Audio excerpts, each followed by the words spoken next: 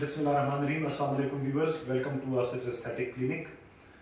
आज मैं आपको एक बड़ा इंटरेस्टिंग टॉपिक, एक बड़ी तारीखी चीज़ बताना चाह रहा हूँ। हेयर ट्रांसप्लांट की हिस्ट्री पेशावर और खैबर पख्तूनख्वा में कि ये कैसे स्टार्ट हुई, और साथ हम कोशिश करेंगे कुछ पिक्टोरियल्स, कुछ हमारी पुरानी प्रेजेंटेशंस आपको इसमें दे सकें, तो ताकि आपको एक आइडिया हो जाए कि यहाँ पे इस प्रोविंस में हेयर ट्रांसप्लांट को स्टार्ट कैसे किया गया था, वो किस इर्तिकाई मनाजिर में से या एवोल्यूशन में से गुजरा था, और जो आज आप उसकी फॉर्म देख रहे हैं जो कि बिल्कुल इंटरनेशनल स्टैंडर्ड्स के साथ उसको थ्रू आउट मेंटेन रखा गया है। तो अल्लाह का नाम लेकर स्टार्ट करते हैं। मैं हूं doctor Syed Asif Shah, associate professor of plastic surgery और in charge of Asif aesthetic centre. अच्छा जी, हम इसको 3-4 उसमें डिवाइड करेंगे, एराज में या टाइम्स में, उसके हिसाब से हम आपको बताएंगे। हमने आसानी के लिए किया है कि 2001 से पहले पेशावर में क्या चल रहा था। 2001 से पहले पेशावर में जो है तो हेयर ट्रांसप्लांट नहीं था, हेयर फ्लैप किए जाते थे। हम साथ साथ इलस्ट्रेशन में आप पिक्चर्स लगाते जाएंगे, आप पिक्चर में देख सकते हैं कि ये एक ऐसी टेक्निक थी कि जिसमें यहां वाली स्किन पेशेंट की उठा के सारी सामने लाई जाती थी, पीछे से स्ट्रिप नहीं ली जाती थी, इसको काट के इधर ऐसे आगे लाया जाता था। आप पिक्चर्स में देख सकते हैं, इसको ज्यूरी फ्लैप कहते थे। ये 1950s से बड़ा पॉपुलर एक टेक्निक थी, जिसमें आपको कोई लंबा काम नहीं होता था, यहाँ पे एक टेम्पोरल आर्टरी होती है, उसके ऊपर बेस करके स्किन को सारा आगे एटीरियर ले आया जाता था। इसके नुकसान बहुत ज्यादा थे। आप देख सकते हैं कि जहां से लिया जाता था वहां पे बहुत ज्यादा बुरा स्कार बनता था जो कि नजर आता था। प्लस ये स्किन आधे सर को कवर करती थी, तो ये सिर्फ यहां तक दरमियान तक आ जाती थी, दूसरी तरफ आपको खाली नजर आती थी, इसी तरह पीछे भी वो आपको खाली नजर आती थी। ये उसका एक ड्रॉबैक था। प्लस ये बाल नीचे की तरफ ग्रो करते हैं, तो जब ये फ्लैप आगे चला जाता था तो ये बाल बड़े शार्पली पीछे की तरफ जाते थे, जो कि बड़ा ऑकवर्ड, बड़ा अजीब लगता था। लेकिन उस जमाने के हिसाब से एक स्टैंडर्ड था। मेरे जो उस्तादाने मुहतरम थे वो उस जमाने में वो कर रहे थे। जो आप पिक्चर्स देख रहे हैं ये उन्हीं के किए हुए पेशेंट हैं। ये था ज्यूरी फ्लैप, जो कि 2001 तक चल रहा था। 2001 में मैं गया अमेरिका, वहां पे हैं डॉक्टर मार्क डी अवराम, उनके जो कि वहां पे प्रोफेसर हैं वील कॉर्नेल यूनिवर्सिटी में। उनसे मैंने 2001 में रिक्वेस्ट करके टाइम ली और उनके साथ मैंने चंद हफ्ते गुजारे। वहां से बेसिक हमने टेक्निक सीखी। फॉलिकुलर यूनिट नया नया आया था, लेकिन जो टेक्निक की जाती थी उसको पंच ग्राफ्टिंग कहते थे। आप देख सकते हैं पिक्चर में, तरीका ये होता था कि पीछे से स्किन स्ट्रिप ली जाती थी, वो आप सबको तकरीबन मालूम है, जिसको FUT कहा जाता है। ये तकरीबन बड़े अरसे तक ये रही है, 2008-10 तक। पीछे से हेयर की स्ट्रिप लेके उसको छोटे छोटे टुकड़े करके मुख्तलिफ किस्म के ग्राफ्ट्स बनाए जाते थे। इन ग्राफ्ट्स में स्टैंडर्ड ग्राफ्ट भी होता था, जो इसमें 8 से 10 बाल होते थे।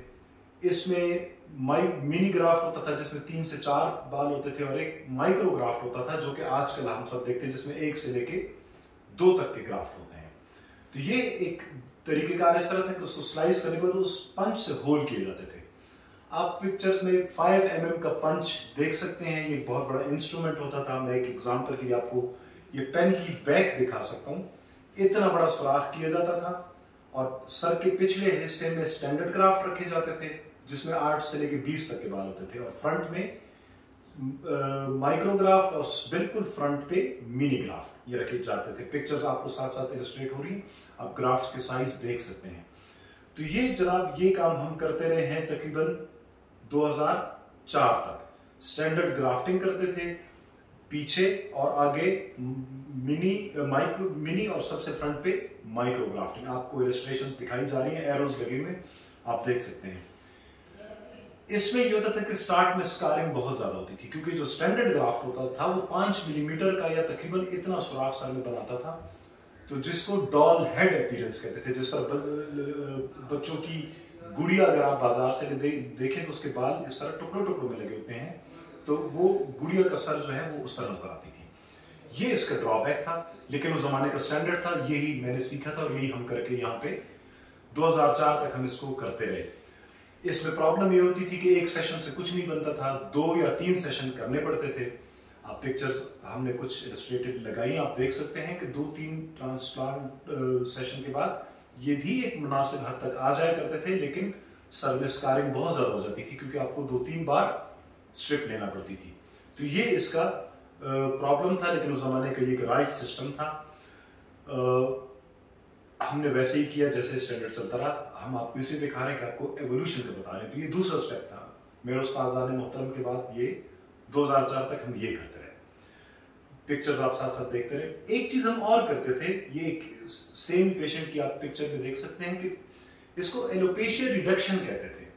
वो ये होता था कि अगर यहां तक सर खाली है, आप पिक्चर्स में देख सकते हैं, तो दरमियान में से हम खाली स्किन जिसमें बाल नहीं होते तो उसको काट काट के इस बालों वाली जगह को खींच के दरमियान तक लाने की कोशिश किया करते थे। इसको एलोपेशिया एक्सिजन कहते थे। ये भी 3-4 सेशन में जो पिछले वाले बाल होते थे तकरीबन आपस में मिल जाते थे और फ्रंट में हम ये मिनी और माइक्रोग्राफ कर दिया करते थे। तो आप पिक्चर में देख सकते हैं, आपको एक स्कार नजर आ रहा है, ये स्कार है एलोपेशिया एक्सिजन का।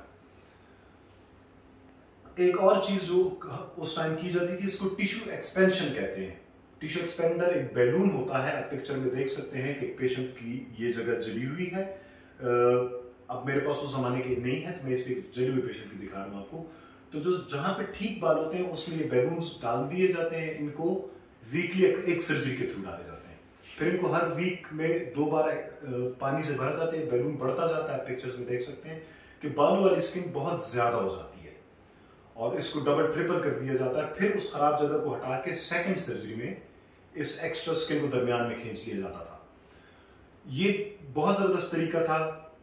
सिर्फ प्रॉब्लम यह था कि इसमें 2 जनरल एनेस्थीसिया पेशेंट को भुगतने पड़ते थे, यानी कि उसको फुल बेहोश होना पड़ता था। और यह है कि हर हफ्ते में उसको 2 बार इंजेक्शन खाने पड़ते थे। लेकिन ये इतना नेचुरल हेयर देता है क्योंकि उसी इलाके के स्किन को एक्सपेंड करके ये ले आता है। आप पिक्चर्स में देख सकते हैं कि बेहतरीन, ये आपको एक पतली बारीक लाइन बीच में बनती है, लेकिन ये एक्सीलेंट रिजल्ट देता था। लेकिन इसमें चूंकि 2 जनरल एनेस्थीसिया इन्वॉल्व थे, इसलिए इसको भी ओवर टाइम अबंडन कर दिया गया। लेकिन आज भी बर्न्स में जले हुए लोगों में जिनके चेहरा या सर की वो जले स्किन जल चुकी हो, बाल चले गए, तो उसमें हम आज भी ये जो पिक्चर्स हैं ये 1-1.5 साल पहले की हमारे बिल्कुल रिसेंट है। तो ये प्रोसेस आज तक as a contingency emergency as a treatment आज भी किया जाता है। एस्थेटिक्स में खूबसूरती में इसका रोल खत्म हो गया। अच्छा जी, अब हम आते हैं 2004 पे। 2004 में स्टैंडर्ड ग्राफ्टिंग खत्म हो गई।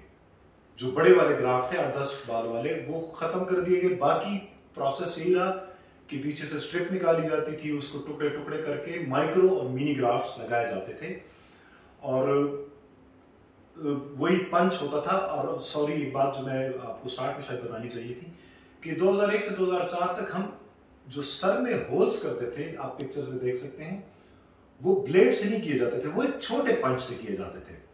पंच की पिक्चर में लगा रहा हूं, आप इसको देख लिए। पंच एक ऐसे इंस्ट्रूमेंट को कहते हैं जो स्किन पे रख के जब इसको घुमाते हैं तो स्किन का एक टुकड़ा बाहर कर देता है। तो जो हमारा 5 mm का पंच था वो स्टैंडर्ड ग्राफ्ट के लिए था। जो ये 2 और 3 mm के, जो कि बिल्कुल बॉल पॉइंट की टिप की तरह आपको नजर आते थे, आप पिक्चर में भी उसको देख सकते हैं, उसको फ्रंट में बाल लगाने के लिए भी उसको इस्तेमाल किया जाता था। उसमें गोल गोल सुराख सर में बन जाते थे, उसको स्किन को निकाल के, और जो हमने स्किन इस स्कैल्प वाली स्ट्रिप को टुकड़े किए थे वो टुकड़े उनमें रख दिए जाते थे। आप पिक्चर्स में एक उसकी इलस्ट्रेशन देख सकते हैं कि वो किस तरह नजर आते थे। हेयर लाइंस अच्छी नहीं थी हम बहुत पीछे थे क्योंकि हम चंद हफ्ते की ट्रेनिंग करके आए थे और उसके बाद कोई हमें कोई मटेरियल अवेलेबल नहीं था। आप ये भी याद रखिए कि हम जिस दौर की बात कर रहे हैं, हमारे पास इंटरनेट एक्सेस नहीं थी, यूट्यूब का कोई कॉन्सेप्ट ही नहीं था। जिस तरह आज आप 1 सेकंड में गूगल करके दुनिया की हर इंफॉर्मेशन ले सकते हैं, हमारे पास ऐसा कोई सिस्टम नहीं था। हम पेशावर में प्लास्टिक सर्जरी के भी पायनियर हैं। हमारी तमाम जितनी भी बुक्स अवेलेबल आज हैं उस टाइम नहीं थी। हमें बुक्स के लिए भी बड़ी मेहनत करना पड़ती थी। मैं और मेरे कुछ कोलीग, हमने प्लास्टिक सर्जरी की बुनियाद रखी थी और हमारे उस्ताद ने पेशावर। तो मैं कहने चाह रहा हूँ कि कोई अपने रिजल्ट्स दिखाएगा नहीं इतने खराब, मैं दिखा इसलिए रहा हूँ जस्ट टू टेल यू कि एवोल्यूशन कैसे होती है। हम सब कुछ करके कुछ सीख के आज इस मकाम पे पहुंचे हैं जब हम कुछ अच्छे क्लेम्स कर सकते हैं। एनीवे, तो ये आपने देख लिया, ये पंच ग्राफ्टिंग होती थी। 2005 तक ये सिस्टम था कि स्ट्रिप, 2004 से 5 तक स्ट्रिप निकाली जा रही है और फ्रंट में पंचिंग की जा रही है। 2005 के बाद इंटरेस्टिंगली ये पंच खत्म हो गया। आपने पिक्चर्स में उसको देखा इस इंस्ट्रूमेंट को। 2005 में पंच खत्म हो गया। अब उसकी बजाय बड़े फाइन ब्लेड्स आ गए। आप पिक्चर्स में देख सकते हैं, इनके बहुत सारे नाम हैं, बहुत सारे साइजेस में, बहुत सारे टाइप्स में आते हैं। हम जो यूज करते हैं ये दो आप पिक्चर्स में देख सकते हैं। कॉमन एक SP91 है, कस्टम ब्लेड है, ये इस्तेमाल किए जाते थे। तो अब टेक्निक 2005 के बाद स्ट्रिप वाली है कि सर के पीछे से स्ट्रिप निकाली जा रही है, लेकिन फ्रंट में जो सुराख किए जा रहे हैं वो अब बड़े फाइन ब्लेड से किए जा रहे हैं। पंच खत्म हो गया।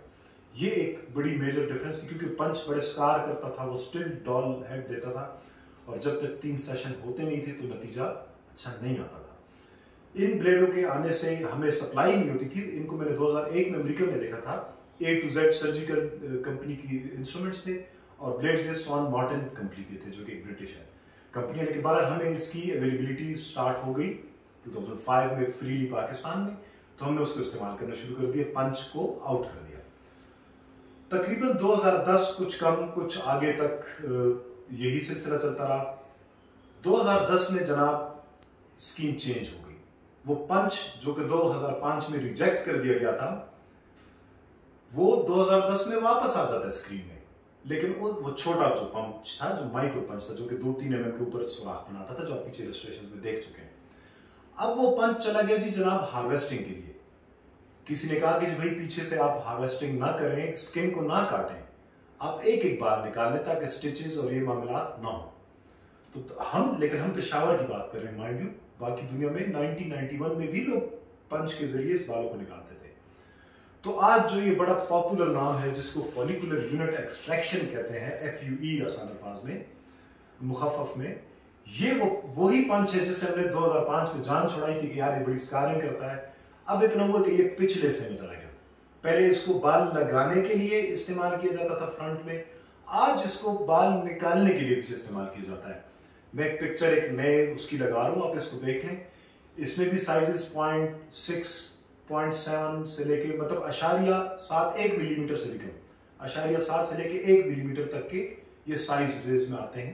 लेकिन जैसे मैंने आपको पहले कहा, इस बॉल पॉइंट की अगर आप टिप अंदर करते, यही इस तरह की चीज होती है, जिसको स्किन पे रख के घुमाया जाता है। इसको फॉलिकल के ऊपर पिरो दिया जाता है और घुमाया जाता है, तो फॉलिकल को ये निकाल लेता है।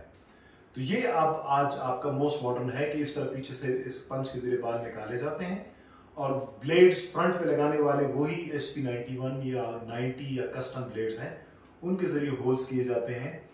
और इसने हमारा प्रोसेस थोड़ा लंबा कर दिया है। स्ट्रिप निकालना या FUT 20 मिनट का काम था, अभी पीछे से फॉलिकल्स निकालना 3 से लेकर 6 घंटे तक का काम हो सकता है, डिपेंडिंग ऑन कि हम कितने हेयर ट्रांसप्लांट की तरफ, कितने नंबर ऑफ ग्राफ्ट्स की तरफ जा रहे हैं। ये है मोस्ट मॉडर्न फॉर्म जिसमें हम आज पहुंच गए हैं। लेकिन अगर आप इर्तिकाई सफर को देखें तो पेशावर में हमें कहां से कहां तक आना पड़ा। मैंने कोशिश की है कि अपने लेक्चर्स में अपने पुराने पेशेंट्स की पिक्चर्स भी दिखा दूं, उनकी आइडेंटिटीज को छुपाकर, ताकि आप देख सकें कि जो आज आप बड़ा इजीली सब कुछ आपको मिल रहा है, उसके लिए कितनी तकलीफों से हमें या हमारे पुरखों को या हमारे पीयर्स को गुजरना पड़ा। आई होप कि आपको एक अच्छी रीजनेबल इंफॉर्मेशन मिल गई है hair transplant history in Peshawar Khyber Pakhtunkhwa. मजीद इसके अलावा कोई क्वेश्चन है, कुछ आप कमेंट्स में भी पूछ सकते हैं। आप हमें दिए गए नंबर्स, वेबसाइट्स वगैरह पे आप हमारे साथ राब्ता भी कर सकते हैं। आई होप कि आपको वीडियो पसंद आई होगी। ये एक बिल्कुल डिफरेंट वीडियोस है, लोग जनरली अच्छे रिजल्ट सिखाना चाहते हैं। मैंने सोचा कि अपनी ब्रेदरन को, अपने पूरे पाकिस्तानी बहनों भाइयों को ये भी दिखाया जाए कि बात कहाँ से कहाँ तक आज पहुंची है। बहुत बहुत शुक्रिया। वीडियो को लाइक कीजिए, हमारे चैनल को सब्सक्राइब करें, और we are here. Any questions you are most welcome to ask. बहुत बहुत शुक्रिया। अल्लाह हाफिज।